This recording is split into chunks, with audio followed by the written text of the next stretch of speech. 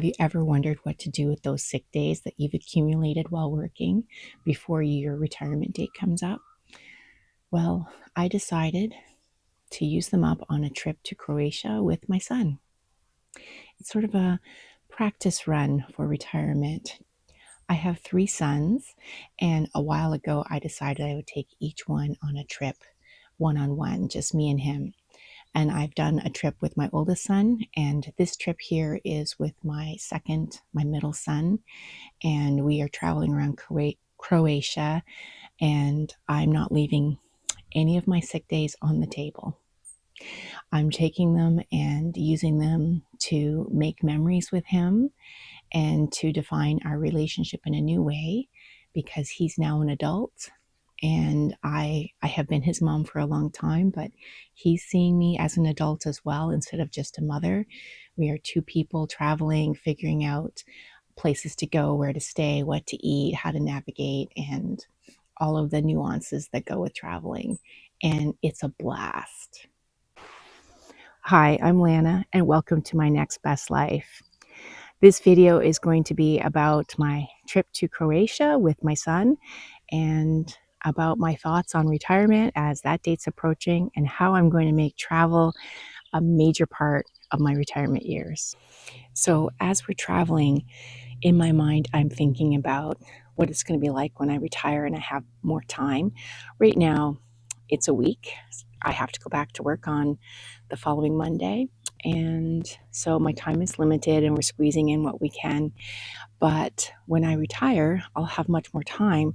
So I'm reflecting a lot on how I'm going to slow travel and how I'm going to fund that slow travel and who I'm going to spend it with and how it's all going to work. And I'm also thinking about my third son and where we're going to go and what kind of things we're going to do together.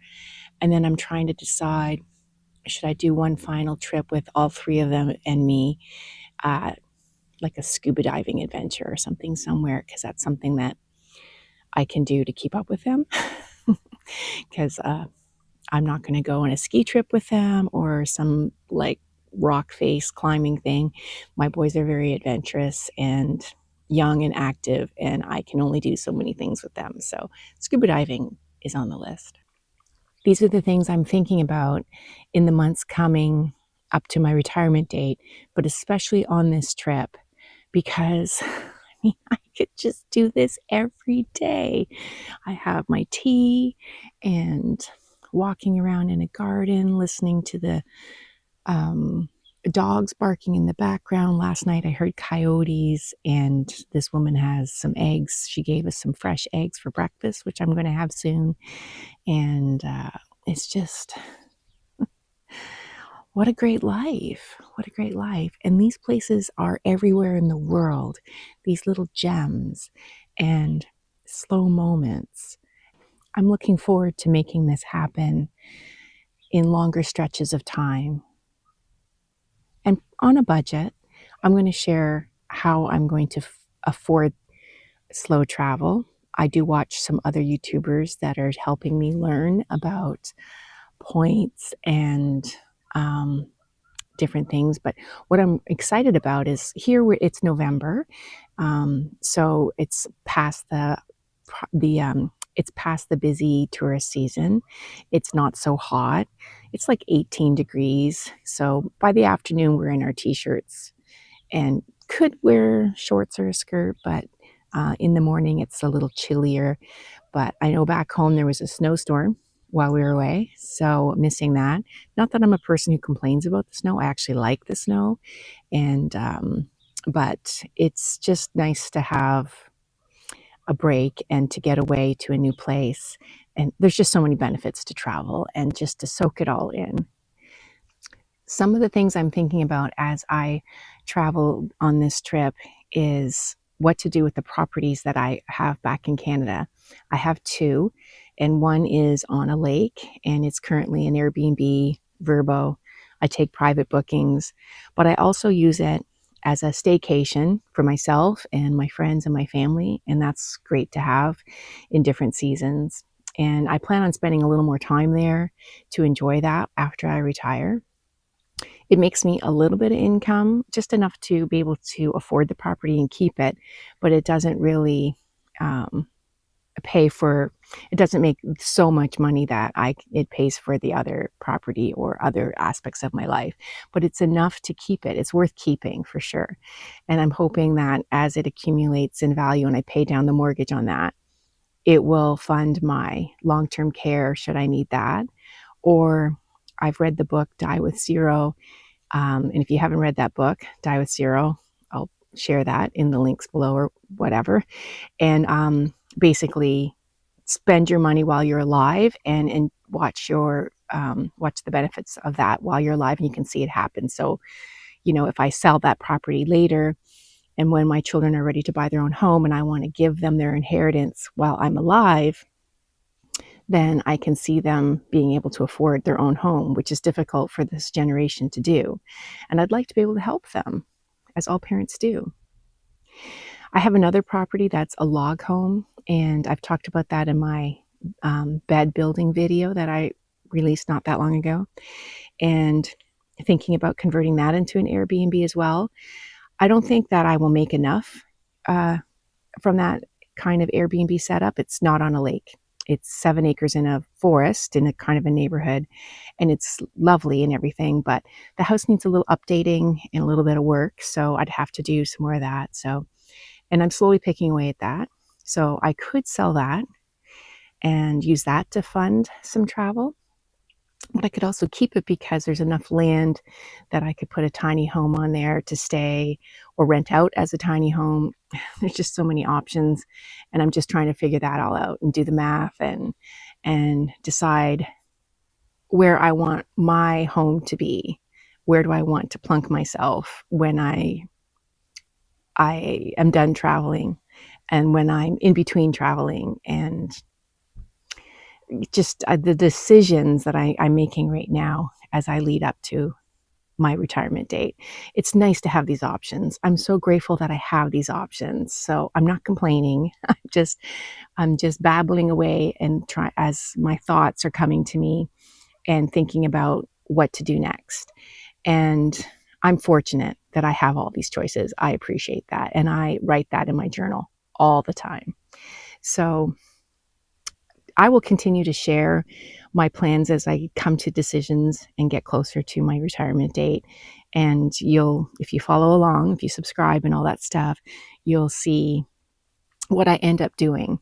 And I will do a video once I get home about my log cabin, and I'll do another one about my lake house so that you can have a better idea of why I'm making choices that I'm making and how I come to the conclusions, because you'll see the properties and maybe you can make some suggestions and help me out.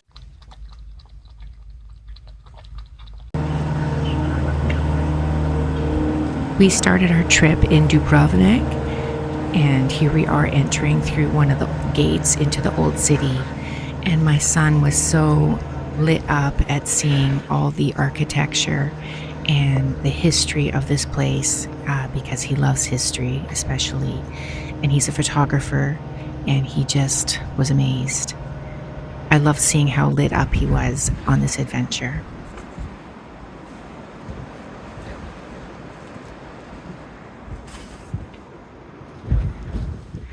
Alex, taking the video. Cheese!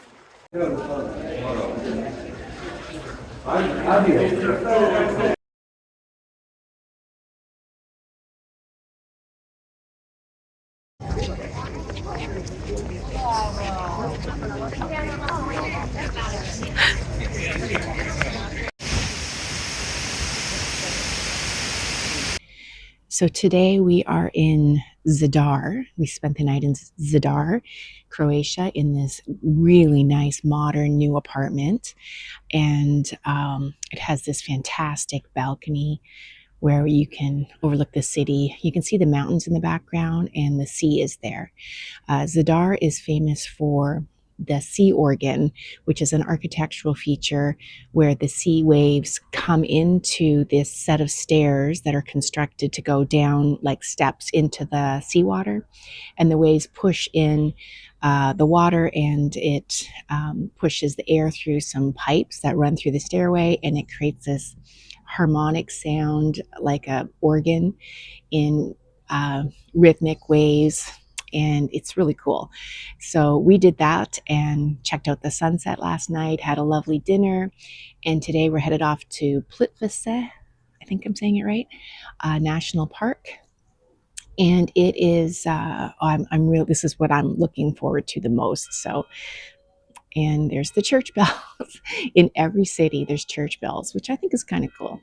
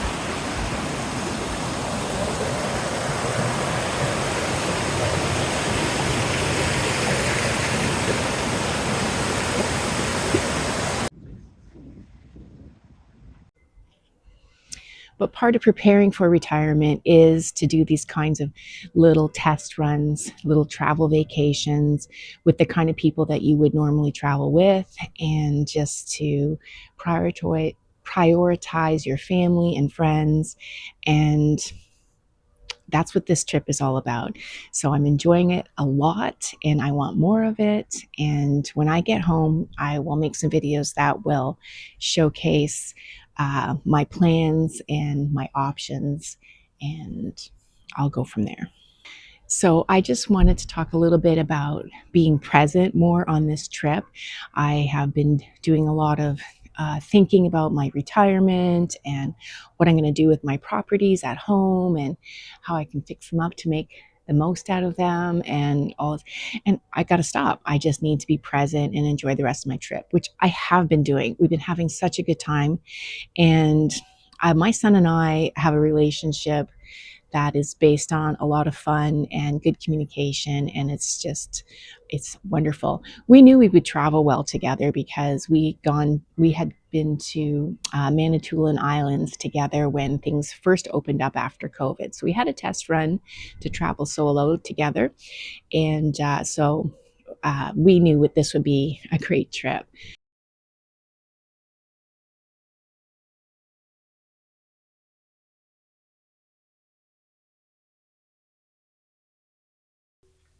I think I will leave a link to some of the places that we stayed during our trip to Croatia. I booked everything through Airbnb and just had a fantastic experience with all of the hosts. The people here are so gracious and welcoming and helpful.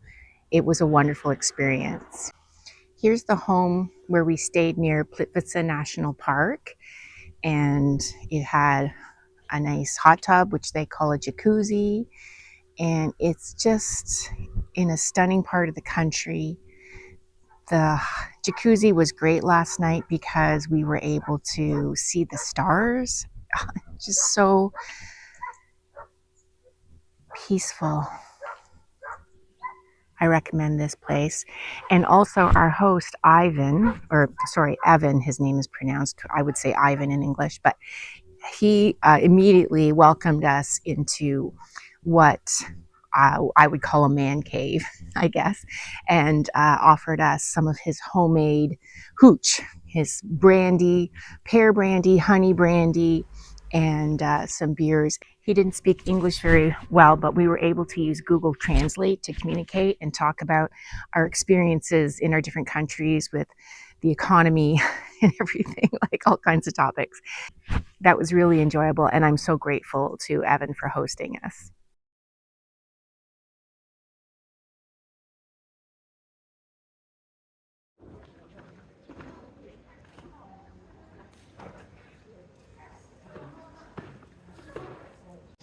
We're leaving Dubrovnik, leaving Croatia. It's been a great trip. It's been an amazing trip. I'm very sad to leave. Glad to know we're such good travel buddies. We're awesome travel buddies. Well, I'm home back in Canada after my trip to Croatia with my second son. We had an amazing time. The last thing he said to me before he went to bed last night was to thank me for the trip, and he said it was the trip of a lifetime. And that just touched my heart in so many ways. With both my oldest son and my second that I've taken away on trips, my oldest was 19 at the time, and we went to Sweden, Norway, and Iceland. And this son, he's close to 24, he is 24, and we went just to Croatia. And with both boys, I had this experience where I got to see them differently, not just as my children, but as adults. And in turn, they both said to me that they got to see me as more of a person, a fun person to do things with. So our relationship matured beyond just mother and son. Next, I will take my third son away, and I've already started a savings account for that, so that's going to happen probably within a year or so, less than a year, I hope. And I will be retired when I go, which is wonderful because that'll be easier for planning because we'll just have to work around his schedule, as I will have lots of time as a retired person to go whenever he is able to. I have some other videos planned for the month of November, but I think I'm going to count this one as my midlife yes project. I said yes to taking my son away on a trip, just him and I think that's a pretty big adventure, a pretty big challenge to go towards my midlife yes project. If you like my videos about doing things as an over 50, close to retirement woman who is planning travel trips and other adventures, other challenges, please like and subscribe, and I'll see you soon in the next video. Thank you for spending your precious time with me.